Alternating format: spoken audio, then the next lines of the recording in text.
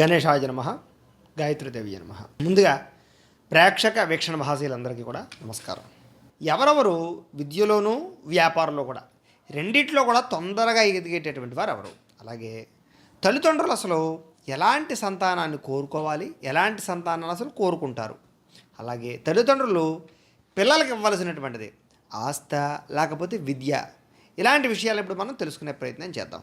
కోహిభార సమర్థానాం కిం దూరం వ్యవసాయినాం కోవిదేశ స విద్యానాం కఃపరః ప్రియవాదినాం. అంటే దీని అర్థం ఏంటి అంటే కనుక చాణక్యుడు ఒక అద్భుతమైనటువంటి విషయాన్ని చెబుతున్నాడు. ఇందులో ఏమిటి అంటే కనుక సమర్థులకి భారం అంటూ ఏది ఉండదు. అలాగే వర్తకుడికి దూర ప్రాంతం అంటే ఏంటో తెలియదు. అసలు దూర ప్రాంతంతో వర్తక వ్యాపారానికి సంబంధించిన అడ్డంకులు రావు.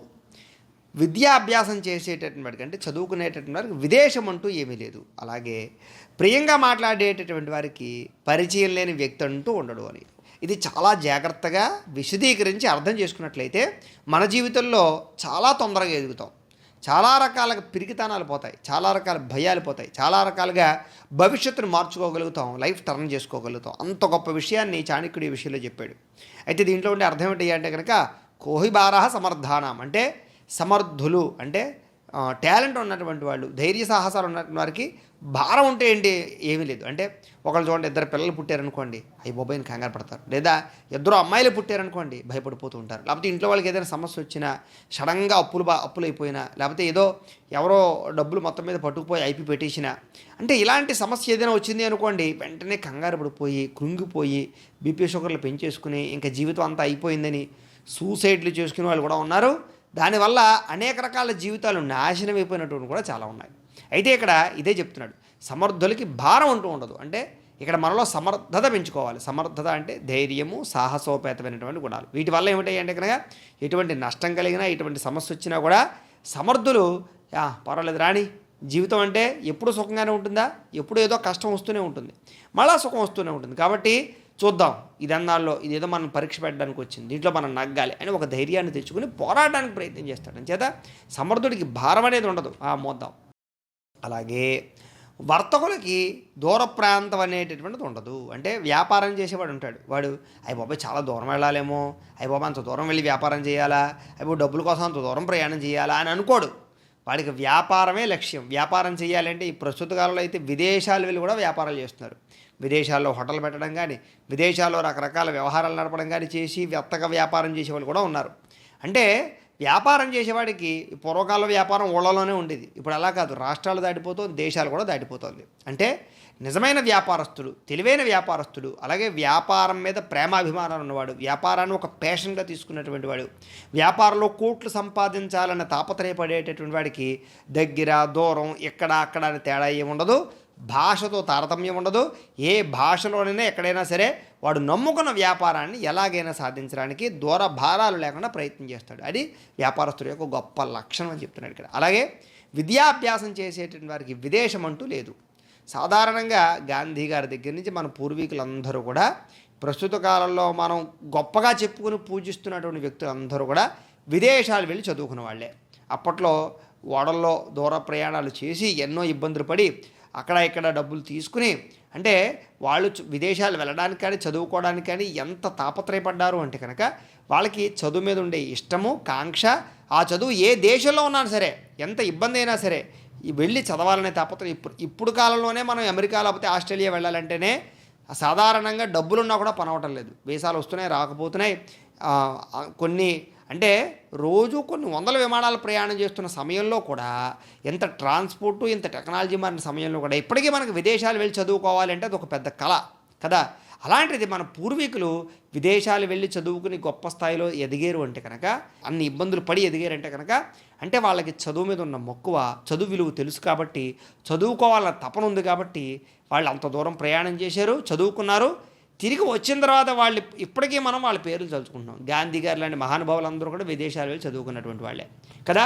అందుచేత చదువుకోవాలని తపనున్న వాళ్ళకి మా ఊళ్ళోనే చదువుకోవాలి, పక్క ఊళ్ళో చదువుకోవాలని ఉండదు. ఎక్కడ మంచి సీట్ వస్తే, ఇప్పుడు చూడండి డాక్టర్ కోసం ఏకంగా నేపాల్ దాకా పోతున్నారు, లేకపోతే రకరకాల దేశాలు పోతున్నారు. అనేక రకాల విదేశస్తుల్లోకి వెళ్ళి ఈ యొక్క వైద్య వృత్తిని చదువుతున్న వాళ్ళని అక్కడ రేటు తక్కువని, లేదా అక్కడ కాలేజీలో సీట్లు వస్తున్నాయని. అంటే చదువుకోవాలని తపనున్న వాళ్ళకి దూరం అంటూ ఏమీ లేదు. ఎక్కడ విద్య ఉంటే అక్కడ పరిగెట్టాలి. అది గురువు ఎక్కడుంటే అక్కడికి పరిగెట్టాలి. అది విద్యార్థి యొక్క లక్షణం, చదువుకోవాలని తపనున్న వాళ్ళ యొక్క లక్షణం. అలాగే ప్రియంగా మాట్లాడేటువంటి వారికి అసలు శత్రువు అంటూ ఉన్నాడు, పరిచయం లేని వ్యక్తి ఉండడు. ప్రియంగా మాట్లాడడం అంటే ఏంటి అంటే కనుక అవతల వ్యక్తితో మాట్లాడేటప్పుడు మన మాట అందంగా ఉండాలి, సౌమ్యంగా ఉండాలి. ఒకవేళ వాడికి ఏదైనా చెప్పాలనుకున్నా కూడా అర్థమయ్యే రీతిలో చెప్పాలి. కోపడుతూ చెప్పకూడదు, అసహ్యించుకుంటూ చెప్పకూడదు. మాట బాగుంటే ఊరు బాగుంటుంది అంటారు. అంచేత మన మాట బాగుంది అనుకోండి, ప్రతి వ్యక్తి మనల్ని ప్రేమిస్తాడు, ప్రతి వ్యక్తి మనల్ని అభిమానిస్తాడు. కాబట్టి మన మాటలోనే అంత దాగుంది. కాబట్టి అందంగా మాట్లాడేవాడికి అసలు అందరూ మిత్రులే, అందరూ ప్రేమికులే, అందరూ కుటుంబ సభ్యులే అవుతారు. కాబట్టి మాటల్ని చాలా జాగ్రత్తగా మాట్లాడమన్నాడు. మాట్లాడేటప్పుడు ఆచితూచి మాట్లాడమన్నాడు, ప్రియంగా మాట్లాడమన్నాడు. అంటే ప్రతి వ్యక్తిని ఇష్టపడుతూ మాట్లాడాలి. అంటే వాడు మన వ్యక్తి అనుకోవాలి. అంటే మన ఇంట్లో మనిషితోటి ఎలా అయితే మనం భావాలు పంచుకుంటూ మాట్లాడతామో, అవతలవాడు ఏదైనా కష్టం అయ్యయ్యో అంత కష్టపడ్డారా, అయ్యయ్యో నాకు చెప్పవలసిందండి, నేను సాయం చేద్దును కదా, ఆ సమయంలో నన్ను పిలవలసిందండి, నేను వద్దును కదా అన్న ఒక మాట అంటే చాలు. నిజంగా వాడు పిలుస్తాడా, మనం సేవ చేస్తామని పక్కన పెట్టండి. వాడు ఏదైనా సమస్య చెప్పినప్పుడు, ఏదో బాధపడుతున్నప్పుడు, లేదండి మొన్న ఇలాగే ఎక్కడికో వెళ్దాం అనుకున్నాను కుదరలేదండి, లేకపోతే ఏదో ఇబ్బంది అయిందండి, లేకపోతే మా ఇంటి వాళ్ళకి ఏదో తేడా వచ్చిందండి అన్నాను అనుకో, అయ్యయ్యో నన్ను పిలవలేకపోయారండి, అర్ధరాత్రి అయినా పర్వాలేదు, నేను వద్దును కదా, లేకపోతే నేను ఏదో బ్లడ్ ఇద్దును కదా, లేకపోతే నేను ఏదో నా కారులో తీసుకెళ్దును కదా అని ఒక మాట అంటే చాలు. వాళ్ళు ఖచ్చితంగా జీవితాంతం మనకు రుణపడి ఉంటారు, లేదా మనల్ని ఇష్టపడతారు. రేపొద్దున మనకు సమస్య వచ్చినా సరే వాడి భావన మంచిది, వాడికి మనం సహాయం చేద్దాం అనుకున్నాడు, వాడికి మనం తిరిగి మనం కూడా సహాయం చేయాలనుకుంటాడు. అంటే ఇలాంటి మాట తీరు అనేటటువంటిది బాగుంటే కనుక అందరూ మనకు మిత్రులు అవుతారు. కాబట్టి ప్రియంగా మాట్లాడాలి అని చెప్తున్నాడు ఇక్కడ చాణక్యుడు. అలాగే ఏకేనాపి సువృక్షేణ పుష్పితేన సుగంధిన వాసితం తద్దనం సుపుత్రేణ కులంతథ. అంటే దీని అర్థం ఏంటి అంటే కనుక సాధారణంగా ఒక్కొక్క చెట్లు ఉంటాయి చూడండి, గంధం చెట్లు కానీ, లేకపోతే మల్లెపూ చెట్లు కానీ, ఇవన్నీ కూడా లేకపోతే మనకు సంపెంగ పువ్వులు, సంపెంగ చెట్లు కానీ, ఇవన్నీ ఉన్న చోట ఏమవుతుంది, ఆ చుట్టుపక్కల ఉండే వనం అంతా మంచి సువాసన వస్తుంది కదా. ఒక సంపెంగ చెట్టు ఉంటే ఆ పక్కన ఎన్ని మొక్కలు ఉన్నా కూడా అదంతా కూడా ఆ వనం అంతా కూడా సువాసన వస్తుంది. అలాగే మల్లెపూలు ఉన్నాయనుకోండి, ఆ మల్లెపూలు ఉన్నటువంటి తోట చుట్టూ వాసన వస్తుంది కదా. అలాగే ఏమిటి అంటే కనుక ఒక్క సుపుత్రుడు ఉంటేట ఆ వంశానికి అంతటికి కూడా చక్కని గౌరవము, కీర్తి, ప్రతిష్ట లభిస్తాయి అని. చూడండి, మనలో కూడా ఏమిటి అంటే కనుక ఒకడు ఏదో ఎమ్మెల్యే అవుతాడు, లేకపోతే ఎవడో మంచి సద్గురువు అవుతాడు, లేకపోతే ఎవరో కనుక బ్రహ్మాండమైనటువంటి చారిటీ పెట్టి మంచి ఏదో సాధిస్తారు, లేకపోతే ఒక్కొక్కడు అద్భుతమైనటువంటి టెక్నాలజీని ఒకటి కనిపెట్టి ప్రజలకు ఉపయోగపడేలా చేస్తూ ఉంటాడు, ఒకడు సైంటిస్ట్ అయ్యి దేశానికి ఉపయోగపడతాడు, లేదా ఒకడు జవాన్ అయ్యి దేశాన్ని రక్షిస్తూ ఉంటాడు. అంటే ఇలాంటి వాళ్ళందరినీ మనం తలుచుకుంటూ ఉంటాం, లేదా ఇలాంటి వాళ్ళని మనం కీర్తిస్తూ ఉంటాం, ఇలాంటి వాళ్ళకి సన్మానాలు చేస్తూ ఉంటాం. అంటే ఒక్క మనిషి వల్ల చాలా వందల మందికి గౌరవము, రక్షణ, కొన్ని వందల మందికి సౌకర్యము, సుఖము, ఇవన్నీ కలుగుతున్నాయి అంటే కనుక ఒక్కడి వల్ల. అలాంటి వాడు ఒక్కడు పుడితే ఎలాగైతే దేశం అంతా ఆనందిస్తుందో, అలాంటి వాడు ఒక్కడు పుడితే వంశం అంతా కూడా ఆనందిస్తుంది. ఇంచేత ఒకటి పేరు చెప్పేటప్పుడు వాడి ఇంటి పేరు చెప్తారు. ఇంటి పేరు చెప్తే ఏమవుతుంది, ఇంటి పేరు అంటే వంశానికి సంబంధించిన అందరి పేర్లు దాంట్లో వస్తాయి కదా.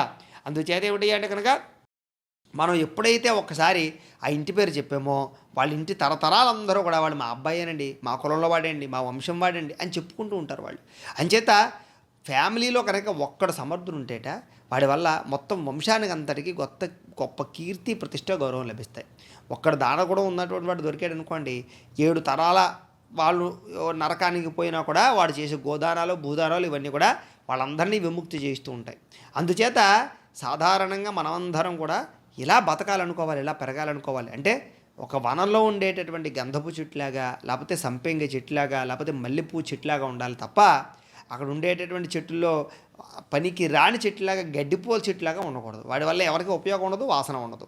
అందుకనే పూజలు కూడా పనిచేయవు గడ్డిపూలు. కాబట్టి అలాగే ఏమిటి అంటే కనుక ఏదో ముళ్ళ పొదల్లా తయారవ్వకూడదు అని. అంచేత అలాంటి లక్షణాలు ఒక మనిషికి ఉంటే వంశం అంతా ఆనందపడుతుంది. అంచేత పిల్లలు ఎలా ఉండాలి అంటే కనుక సంపెంగ పువ్వులా ఉండాలి.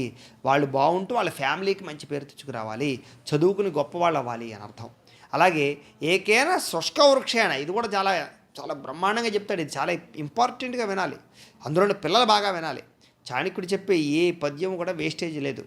ఏకేన శుష్క వృక్షేణ దహ్యమానేన వహ్నిన దహ్యతే తద్వనం సర్వం కుపుత్రేణ కులంతథా. అంటే దీని అర్థం ఏంటి అంటే కనుక సాధారణంగా అడవిలో చెట్లు కాలిపోతుంటాయి కదా, మనం చూస్తూ ఉంటాం అడవి దహించుకుపోతుంది అని. ఆ సమయంలో ఫైర్ ఇంజిన్లు కానీ హెలికాప్టర్ల ద్వారా కొంచెం ఈ నీళ్లు జల్లి ఆర్పడానికి రకరకాల బాష్పవాయువు ప్రయోగించడానికి రకరకాల ప్రయత్నాలు చేస్తూ ఉంటారు. అయితే ఎప్పుడైతే ఒక చెట్టు మండడం వల్ల వనమంతా కూడా దహించుకుపోతూ ఉంటుందో, అలాగేట ఒక వంశంలో ఒక చెడ్డ కొడుకు పుడితే లేదా ఒక మనిషి చెడ్డగా తయారైతే వంశం అంతా కూడా నాశనం అయిపోతుంది, వంశం అంతా పాడైపోతుంది. చూడండి, ఇప్పుడు సాధారణంగా ఆడపిల్లలను ఏడిపించడం, మర్డర్లో మానభంగాలు చేయడం, రకరకాల పనులు చేయడం, ఇవన్నీ చేయడం వల్ల ఏమవుతుంది అంటే యుక్త వయసులో ఇలాంటి పనులు చేయడం వల్ల వాళ్ళ ఫ్యామిలీకి ఎవరికన్నాడరా ఇలాంటి కొడుకుని అంటారు కదా, ఎవడు పెంచాడరా వీడిని అంటారు కదా. అంటే వాడికి కాదు, వాడి తల్లిదండ్రులకి, తాత ముత్తాతలకు అందరికీ చెడ్డ పేరు వస్తుంది. అలాగే రేపు పొద్దున వీడు అరెస్ట్ అయ్యి ఏ జైల్లోకి వెళ్ళిన తర్వాత పెళ్లి పెటాకులు ఎవరు చేసుకుంటారు? వీడిని పెళ్లి చేసుకోవడం ఉండదు. అక్కడి నుంచి పిల్లల సంతానం కలగడం, వంశం ఆగిపోతుందా లేదా? ఒక్క చెడ్డవాడు పుడితే చెడ్డ పేరు వస్తుంది, వంశానికి పేరు పాడవుతోంది, వంశానికి మచ్చ వస్తుంది, తదుపరి వంశానికి ఇబ్బంది కలుగుతుంది కదా. అందుచేత ఎలాగైతే అడవిలో ఒక్క చెట్టు కాలిపోతే మొత్తం వనమంతా దహించుకుపోతుందో, మన వంశంలో ఒక్కడి చెడ్డవాడైతేట వంశాన్ని అంతటికీ కూడా దానివల్ల ఏదో రకమైనటువంటి చెడు పరమైనటువంటి ప్రచారం జరగడం కానీ లేదా వంశవాంతరికి కూడా చెడ్డ పేరు రావడం కానీ జరుగుతుంది. కాబట్టి ప్రతి ఒక్కరు చాలా జాగ్రత్తగా ఉండాలని చెప్తున్నాడు. అలాగే ఏకేనాపి సుపుత్రేణ విద్యాయుక్తేన సాధున ఆహ్లాదితం కులం సర్వం యథాచంద్రేణ శాశ్వరి. అంటే దీని అర్థం ఏంటి కనుక, సాధారణంగా పిల్లలకి లేదా సంతానానికి తల్లిదండ్రులు ఎప్పుడు కూడా చదువు చదువు చదువు చదువు అంటూ విపరీతంగా చదువు మీద ఎక్కువగా సానబెట్టేస్తూ ఉంటారు, అరగదీసేస్తూ ఉంటారు. చదువు కోసం బాగా విపరీతంగా పిల్లలని ఎక్కువగా మనం రుద్దుతూ ఉంటాం. చదవాలని కోరికతోటి పిల్లల్ని బళ్ళుకు పంపిస్తాం, ఎన్ని లక్షలు ఖర్చు పెట్టి అయినా సరే ఫీజులు చెల్లిస్తూ ఉంటాం. అంటే ఎందుచేత అంతలాగా తల్లిదండ్రులు చదువు గురించి తాపత్రయపడతారు అంటే కనుక, ఒక్క సుపుత్రుడైనా సరే, ఒక్క పిల్లాడైనా సరే విద్యావంతుడైతేట అది వంశం అంతా కూడా సంతోషంగా ఆనందంగా గడపడానికి కారణం అవుతుంది. సాధారణంగా 4 పిల్లలు ఉన్నారు, అందులో ఒకడు గవర్నమెంట్ జాబ్ వచ్చింది, లేకపోతే ఒకడు పెద్ద ఇంజనీర్ అయ్యాడు, మిగతా వాళ్ళందరినీ వాడు పోషించగలుగుతాడు, లేదా మిగతా వాళ్ళందరి దరిద్రాన్ని తీర్చగలుగుతాడు. కాబట్టి చంద్రుడు ప్రకాశం ఎలాగైతే మొత్తం అన్ని రకాల మొక్కలకి కూడా ఒక రకమైనటువంటి తేజస్సుని ఇస్తోందో, ఔషధి గుణాలను ఇస్తోందో, ప్రకాశాన్ని ఇస్తోందో, అలాగే ఫ్యామిలీలో ఒక్కడైనా చాలట చంద్రుడిలాగా. వాడు ఒక్కడ బాగుంటే మిగతా వాళ్ళందరూ బాగుంటారు. అంచేత ఏంటంటే విద్యావంతుడైన పుత్రుడు ఒక్కడు ఉంటేట అలాగే వాళ్ళ ఫ్యామిలీ, వాళ్ళ కుటుంబం అంతా కూడా ఆనందంగా ఉంటుంది. ఒకడు చదువుకున్నవాడు వాళ్ళ చెల్లులకు పెళ్లి చేయడానికి కానీ, అక్కలకి పెళ్లి చేయడానికి కానీ, తల్లిదండ్రులకి ఏదైనా ఆరోగ్యం బాగోలేనప్పుడు కాపాడడానికి కానీ, అన్నిటికీ కూడా డబ్బే కదా ప్రధానం. అలాగే డబ్బు బాగా సంపాదించాలంటే చదువుకున్నవాడు ఎక్కువ బాగా సంపాదించగలుగుతాడు చదువుకోని వాడికన్నా. అంటే ఏమంటే గురుగారు, చాలామంది చదువు లేని వాళ్ళు, చదువులు ఫెయిల్ అయిపోయిన వాళ్ళు, అసలు సంతకం పెట్టని వాళ్ళు కూడా కోటీశ్వరులు ఉన్నారు కదా అని చాలామందికి అనుమానం వస్తాయి. కాకపోతే ఏమిటి అంటే కనుక, చదువుకున్న వాళ్ళు సంపాదించిన వాళ్ళ శాతం ఎక్కువ, చదువుకోని వాళ్ళు సంపాదించిన శాతం చాలా తక్కువ. వాళ్ళ యోగాన్ని బట్టి పోతూ ఉంటుంది. చదువుకున్నవాడు ఎక్కువ సంపాదించగలుగుతాడు, అలాగే పడిపోకుండా ఉండగలుగుతాడు. అదే చదువు లేనివాడు ఎవడో ఏదైనా మాయమాటలు చెప్పాడు అనుకోండి, దాన్ని నమ్మి సంతకం పెట్టాడంటే మొత్తం పోతుంది కదా. అంచేత చదువుకున్నవాడికి చదువుకోనివాడికి ఎప్పుడు తేడా ఉంటుంది. ఆ టైంను బట్టి ఇరిగిపోతాడు. వీడు అలా కాదు, చాలా జాగ్రత్తగా స్టెప్ తీసుకోగలుగుతాడు. కాబట్టి ఇలాంటి ఎన్నో అద్భుతమైనటువంటి విషయాలు మనకి చాణక్యుడు చెప్పాడు. తదుపరి వీడియోలో ఇంకా మంచి మంచి అద్భుతమైన విషయాలు తెలుసుకునే ప్రయత్నం చేద్దాం. గోబ్రాహ్మణేభ్యః శుభమస్తు నిత్యం. లోకా సమస్తాః సుఖినో భవంతు. స్వస్తి.